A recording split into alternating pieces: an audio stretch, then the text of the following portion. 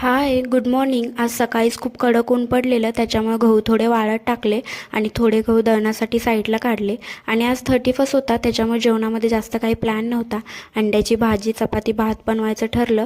त्याच्यामुळे अंडे आणि तांदूळ मी कुकरला लावून घेतली आणि एका साईडला चपातीचं पीठ मळून घेतलं. चपातीचं पीठ मळेपर्यंत कुकरच्या पण शिट्ट्या झाल्या आणि तो थंड होण्यासाठी साईडला ठेवला. आणि लगेचच मी चपाती करायला घेतली, कारण का साहेबांचा जेवणाला यायचा टाईम झालेला होता. आणि आज दुपारच्या जेवणात तर एवढाच बेत होता, संध्याकाळी काय माहिती चेंज पण होऊ शकतो. आणि चपात्या झाल्यानंतर मग मी अंडी सोलली आणि लगेचच भाजी बनवली.